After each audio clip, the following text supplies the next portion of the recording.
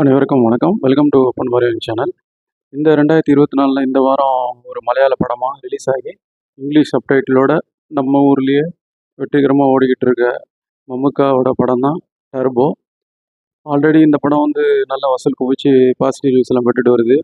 ஒரு சில mixed reviews வந்திருந்தாலும் படம் வந்து ஓரளவு சிறப்பாகவே இருக்குது. படம் பாருங்க உங்களுக்கே தெரியும். இந்த படம் வந்து இப்போ ஃபாஸ்டஸ்ட் 50 crores இன் மலையாளம் இண்டஸ்ட்ரி அப்படின்னு சொல்லக்கூடிய அளவில் 50 கோடியை வந்து ஒரு 2-3 நாள்லேயே கலெக்ஷன் பண்ணி ஒரு இந்த வருஷத்தில் வந்த சிறப்பான படங்களில் ஒன்றா கண்டிப்பாக இன்னும் ஒரு சில நாட்கள்லேயே 100 கோடி கிளப்பில் ஜாயின் பண்ணிட்டோம்னு சொல்லக்கூடிய அளவுக்கு மம்முக்கா அவங்க நடிப்பில் வந்திருக்க படம் தான். இப்போ வந்து ஆல்ரெடி 50 கோடி கலெக்ட் பண்ணிடுச்சு. ஸோ 100 கோடியும் கலெக்ட் ஆகிடும் கூடிய விரைவில் இந்த வாரத்தில். ஸோ இந்த படம் நம்ம ஊர் தேட்டர்கள்லேயும் இப்போ இங்கிலீஷ் சப்டைட்டிலோட ரிலீஸ் ஆகிருக்கு. இந்த படம் கண்டிப்பாக என்னை பொறுத்த வரைக்கும் ஒன் டைம் பார்க்கலாம். ரொம்பவும் போர் அடிக்காது. சில நெகட்டிவ் கமெண்ட்ஸ் எல்லாம் வருது, அதெல்லாம் கொஞ்சம் அவாய்ட் பண்ணிவிடுங்க. ஏன்னா ஒப்பீனியன் டிஃபர்ஸு அது மாதிரி தான். ஸோ இந்த படம் வந்து நல்ல ஒரு ஆக்ஷன் ரசிகர்களுக்கான ஒரு படம். ஒரு மம்முக்கா ரசிகர்களும் சரி, ஆக்ஷன் ரசிகர்களும் சரி, ஒன் டைம் கண்டிப்பாக பார்க்கக்கூடிய படம் தான். ரொம்பவும் போரெலாம் அடிக்காது. ஃபர்ஸ்ட் ஹாஃப் கொஞ்சம் ஸ்லோவாக போகும். அது கடந்துட்டா செகண்ட் ஹாஃப் வந்து வேறு லெவலில் ஸ்ட்ராட்டஜி, அப்புறம் நம்ம புரட்சி கலைஞர் விஜயகாந்த் அவர்கள் படங்களுக்கு உண்டான அந்த ஒரு வியூகங்கள், வில்லனுக்கும் ஹீரோக்கும் உள்ள வியூகங்கள், அப்புறம் அந்த ஆக்ஷன் அதகலம் அப்படின்னு சொல்லி சிறப்பாகவே போகுது. ஸோ என்னை பொறுத்த வரைக்கும் இந்த படம் ஒன் டைம் கண்டிப்பாக பார்க்கலாம். ரொம்பவும் ஏமாத்தாது. ரிவ்யூஸில் சொல்கிற மாதிரிலாம் ரொம்பவும் போர் அடிக்கலை. படம் வந்து நல்ல ஒரு நீட்டான படமாக தான் கொடுத்துருக்காரு. அது இல்லாமல் மம்முட்டி வந்து தேசிய விருது பெற்ற நடிகர். அவர் நடிப்புக்கு சொல்ல வேண்டாம். இந்த படத்தில் ஆக்ஷன்லேயும் பின்னி பல எடுத்திருக்காரு. அவர் ஈஸியாக ஊதி தள்ளக்கூடிய கேரக்டர் தான்.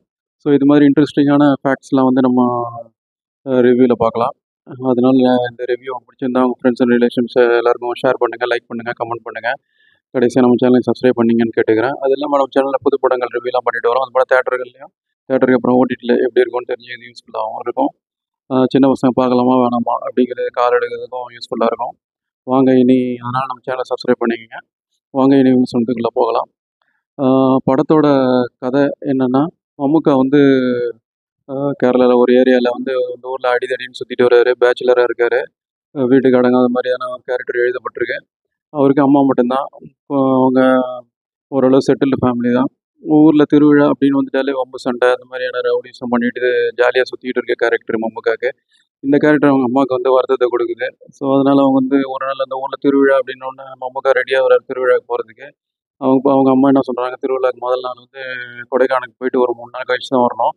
காசு நான் அரேஞ்ச் பண்ணி கொடுத்துட்றேன், நீ போயிடுன்னு சொல்லி பஸ் ஏற்றி விட்றாங்க. ஆனால் அன்றைக்கி திருவிழா அன்னைக்கு எதிர்பாராமல் அவரோட ஜீப்பில் என்ட்ரி ஆகி ஒரு பெரிய ஃபைட்டு நடக்குது. அதுக்கப்புறமா அவர் ஃப்ரெண்டோட லவ் சபரீஷ் வர்மாவோட லவ்வுக்கு உதவ போக, அது எதிர்பாராத விதமாக அடிதடியில் முடிஞ்சு அது போலீஸ் கேஸ் ஆகி அவர் அந்த ஊர்லேருந்து அரெஸ்ட் ஆகிற சுச்சுவேஷன். அதனால் அவர் அங்கே தலைமறைவாயிட்டு சென்னைக்கு போக வேண்டியதாகிடுது. அவர் உதவ நினச்ச அந்த ஃப்ரெண்டு தான் சபரீஷ் வர்மா. அவரோட லவ்வர் தான் அஞ்சனா ஜெயபிரகாஷ். இவங்க 2 பேரும் சென்னையில் வந்து ஒரு பேங்க்கில் ஒர்க் பண்ணிக்கிட்டு இருக்காங்க. அஞ்சனா வந்து வேறு பேங்க்கில் ஒர்க் பண்ணிக்கிட்டு இருக்காங்க. இவர் ஒரு வேறு பேங்க்கில் ஒர்க் பண்ணிக்கிட்டு இருக்காரு. ஸோ இவங்களுக்கு தான் உதவுறதுக்கு அவங்க திருவிழாக்காக ஊருக்கு வந்திருக்க மாதிரி தான் கதைக்கலாம். அவங்களுக்கு உதவ போய் இப்போ பிரச்சனையில் மாட்டோன்னே இவங்களும் அந்த பிரச்சனையிலேருந்து தப்பிக்கிறதுக்காக சென்னைக்கு வந்துடுறாங்க. அந்த சபரீஷ் வர்மாவும் அவரோட லவ்வர் அஞ்சனா ஜெயபிரகாஷும். இப்படி இருக்கும்போது அவங்க வந்து மம்முக்காவும் சென்னையில் இவங்கள தேடி வந்து அடைக்கலம் கொடுக்குறாங்க. அவர் வந்து சபரீஷ் வர்மாவோட அந்த ரூம்லேயே தங்கிக்கிறாரு. அப்போ வந்து எதிர்பாராத விதமாக இன்னொரு கம்பெனியில் அவருக்கு ஒரு வேலை அரேஞ்ச் பண்ணி கொடுக்குறாங்க. சபரீஷ் வர்மாவோட லவ்வர் அவர் அஞ்சனா. மம்முக்காவோட கேரக்டர் பிடிச்சி போயிடுது. அந்த முதலாளியாக வர்றவர் தான் தினேஷ் போத்தன். ஒரு கட்டத்தில் வந்து இவர் பாடி கார்டு மாதிரி அவரோட உயிரை சேவ் பண்ணிடுறாரு. தினேஷ் போத்தனோட உயிரை காப்பாற்றினோன்னா அவர் ரொம்ப ஒரு நெகிழ்ந்து போய் இவருக்கு ஒரு ஃப்ளாட்டு கொடுத்துட்டு ஒரு காரையும் கொடுத்துட்றாரு. எனக்கு எப்போவுமே நீ பாதுகாப்பாயிருன்னு சொல்லி. ஸோ இப்போ இங்கே செட்டில் ஆகிற சென்னையில் ஓரளவுக்கு மம்முக்கா. அதுக்கப்புறமா இந்த பிரச்சனை போய்கிட்டு இருக்கும்போது சபரீஷ் வர்மா வந்து எதிர்பாராத ஒரு பேங்க்கில் வந்து அவர் பேரை யூஸ் பண்ணி நிறைய கோடிக்கணக்கான பணம் வந்து கொள்ளையடிச்சிடுறாரு.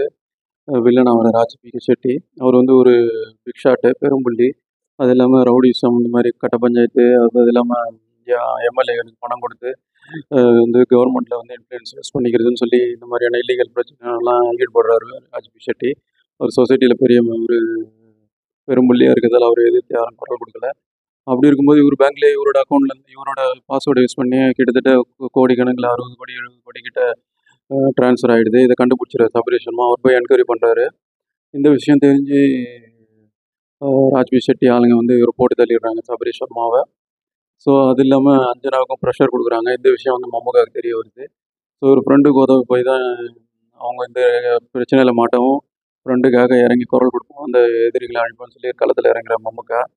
அதுக்கப்புறம் என்னாச்சு, அந்த ஒரு பெரும்புள்ளியை எதிர்த்து இவர் போராடி ஜெயிச்சாரா தனி மனுஷனா, இவரும் அதில் போய் மாட்டிக்கிட்டாரா, அதுக்கப்புறம் என்ன நடந்தது, அதுக்கப்புறம் சபரீஷ் வர்மாவோட லவர் அவர் அஞ்சனாவுக்கு என்னாச்சு, எல்லாரும் அவங்க ஃபேமிலி சேஃபாக இருந்ததா, மம்முக்கா ஃபேமிலியும் ஜெயபிரகாஷ் ஃபேமிலியும் சேஃபாக இருந்ததா அப்படிங்கிறத கிளைமேக்ஸில் எதிர்பாராத ஒரு ட்விஸ்ட்டோட சொல்கிறது. அது இல்லாமல் செகண்ட் பார்ட்டுக்கு லீடு கொடுத்து முடிக்கிறது தான் பேலன்ஸான மிச்ச கதை. இந்த படத்தில் வந்து ஒரு ப்ளஸ்ஸு மைனஸு எல்லாத்தையும் இனிமேல் பார்க்கலாம். ப்ளஸ்ஸுன்னு பார்த்தா பெரிய ப்ளஸ் வந்து மம்முக்கா. இந்த 73 வயசுலேயும் ஏஜ் இஸ் ஜஸ்ட் நம்பர் அப்படின்னு சொல்லக்கூடிய அளவில் ஆக்ஷனில் பின்னி பல்லெடுக்கிறாரு. அந்த ஆக்ஷன்லாம் வந்து ரொம்ப நம்பக்கூடிய அளவில் இருக்குது. ரொம்பவும் வந்து திணிச்ச மாதிரி இல்லாமல் ஆர்கானிக்காக பண்ணியிருக்க ஸ்டண்ட் கொரியோகிராஃபருக்கு நம்ம பாராட்டுகள் தெரிவிச்சுக்கலாம். குறிப்பாக அந்த பஸ் ஃபைட்டு, அப்புறம் போலீஸ் ஸ்டேஷனில் ஒரு கிட்டத்தட்ட ஒரு 5 நிமிஷம், எல்லா ஃபைட்டுமே கிட்டத்தட்ட ஒரு 5 நிமிஷம் தான் நடக்கும். ஆனால் போர் அடிக்காமல் போகும், இன்ட்ரெஸ்டிங்காக இருக்கும். ஏன்னா இவர் பக்கம் நியாயம் இருக்க மாதிரி தான் கதைகள் ரொம்ப மம்முக்கா அவர்கள் பக்கம். அதனால் பார்க்க இன்ட்ரெஸ்டிங்காக இருக்கும். நீங்கள் பாருங்கள், உங்களுக்கே புரியும். அது இல்லாமல் கிளைமேக்ஸ் முன்னாடி வர அந்த கார் சேசிங் ஃபைட் ஒரு 10 நிமிஷம் பின்னி படம் எடுக்கிறாங்க. அது வந்து வேறு லெவலில் இருக்கும். எப்படி வந்து தமிழில் லோகேஷ் கனகராஜ் அவர்கள் படத்தில் வந்து அந்த ஒரு சேசிங் ஃபைட் இருக்குமோ அந்த லெவலுக்கு பண்ணியிருக்காங்க. அதையும் ஒரு 10 நிமிஷம் ஓடுது அந்த கார் சேசிங் ஃபைட்டு. அது இல்லாமல் லாஸ்ட்டில் ஒரு நிஞ்சா ஃபைட், இந்த சைனீஸ் படங்கள் அந்த மாதிரி படங்கள், ஹாலிவுட் படங்கள்லாம் வர அந்த நிஞ்சா ஃபைட் மாதிரியான ஒரு ஃபைட்டு, அது நம்புகிற மாதிரி சிறப்பாகவே பண்ணியிருக்காங்க. அதுவும் சிறப்பாக இருக்குது. பாருங்கள், உங்களுக்கே புரியும். அது இல்லாமல் மம்முக்காவோட கேரக்டர் வந்து இதெல்லாம் வந்து ஈஸியாக ஊதி தள்ளிவிடுற கேரக்டரு. அது இல்லாமல் 90ஸில் பார்க்கக்கூடிய ஒரு கேரக்டரு, ஒரு வேலைக்கு போகாமல் வெட்டியாக இருக்க கேரக்டரு, நீதி இப்போ வந்து பேசுகிற கேரக்டர் மாதிரி சாதாரணமான கேரக்டர் வடிவமைச்சிருக்காங்க. அவர் கேரக்டர் இன்னும் நல்லா எழுதியிருக்கலாம், அவருக்கு நல்லா ஸ்கோப் கொடுத்துருக்கலாம். ஆக்ஷன் கேரக்டர் தான், இன்னும் நல்லா பண்ணக்கூடிய ஒரு நல்ல ஆக்ஷன்லாம் நல்லா வந்திருக்கு. இன்னும் அவரோட கதையை டீப்பாக இருந்தால் இன்னும் வேறு லெவலுக்கு போயிருக்கோம் படம். இப்போதைக்கு அவர் கேரக்டர் வந்து நேஷனல் அவார்டு வின்னார். அவருக்குலாம் இப்போ கேரக்டர்லாம் கேட்க மாதிரி ஊதி தள்ளிட்டு போயிடுறாரு. அதையும் கூட ரொம்ப அசால்ட்டாக நடிக்காமல் தன்னோட திறமையான நடிப்பால் அவரோட ஓன் ப்ரொடக்ஷன் நல்லா சிறப்பாகவே பண்ணியிருக்கோம். நமக்கு ஆக்ஷன் அவதாரம் சிறப்பாகவே இருக்குது. இந்த மாதிரியான கதைகள் நடித்தாலும் ஓடும் அவருக்கு. ஏன்னா எல்லா ஜேனரும் நடிச்சிட்டாரு, நடிக்காத ஜேனரே இல்லைன்னு சொல்லலாம். இந்திய அளவில் பல தேசிய விருதுகள் பெற்ற நடிகர். இது அவரோட ஓன் ப்ரொடக்ஷன்ஸு. ஆக்ஷனில் பண்ணி பழகலாம், இளைய தலைமுறைக்கு டஃப் கொடுக்கலாம்னு சொல்லி எடுத்திருக்காரு. நல்லாவே பண்ணியிருக்காரு, ஓரளவு ஜஸ்டிஃபை பண்ணிட்டாருன்னு சொல்லலாம். அது இல்லாமல் வில்லனை வந்து மிரட்டியிருக்கிறது இன்னொரு ப்ளஸ் பாயிண்ட் படத்தில். கன்னடத்தில் மிகப்பெரிய ஒரு இயக்குனர், நடிகர் அறியப்படுற ராஜ்பி ஷெட்டி. அவர் வந்து அந்த நிஞ்சா ஃபைட்டு கற்றுக்கிறது, இந்த மார்ஷியல் ஆர்ட்ஸ்லாம் சிறப்பாகவே பண்ணியிருக்கார் படத்தில்.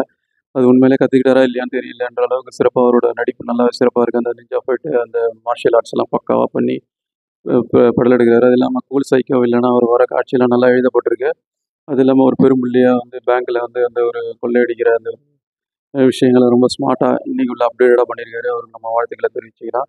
ஹீரோயின் அஞ்சனா ஜெயபிரகாஷ், அவங்க கேரக்டர் வந்து ஓரளவுக்கு ஒரு படத்தில் நல்லா எழுதியிருந்தாலும் ஒரு ரொம்பவும் சீனில் வந்து அவருக்கு ஜஸ்டிஃபை பண்ணிட்டாரு அவர். இருந்தாலும் இன்னும் நல்லா எழுதியிருக்கலாம். அது இல்லாமல் ஃப்ரெண்ட் அவரை சபரீஷ், மம்முட்டிக்கு அம்மா அவரை பிந்து பணிக்கர், மம்முகாவோட முதலாளி அவர் திலீஷ் போத்தன், அப்புறம் காமெடிக்காக தெலுங்கு சுனில் அவர்கள், அவரும் நல்லா பண்ணியிருக்காரு. தெலுங்கு சுனில் காமெடி நல்லா ஈடுபட்டிருக்கு படத்தில். அவரால் தான் கொஞ்சம் ஃபீல் குட்டாக போகுது.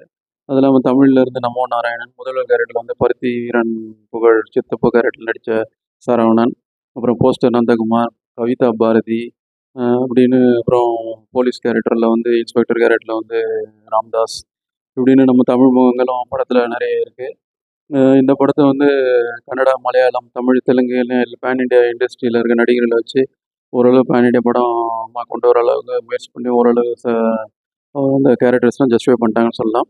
மியூசிக்கும் வந்து சிறப்பாகவே இருக்குது. ஆக்ஷன் டோனை வந்து நல்லா மெயின்டைன் பண்ணியிருக்கு.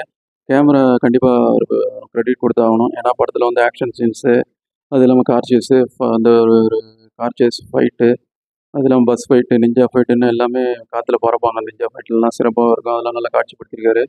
அது இல்லாமல் நைட் எஃபெக்ட், டே எஃபெக்ட்லாம் பக்காவாக இருக்குது. கேமரா வைட் ஆங்கிள்லாம் சிறப்பாக இருக்குது. அவர் பாராட்டுகள். ஆக்ஷன் கோரியோகிராஃபர் கண்டிப்பாக பல விருதுகள் கிடைக்கும் அந்த படத்துக்கு. இந்த வருஷத்தில் அந்தளவுக்கு சிறப்பாக பண்ணியிருக்காங்க.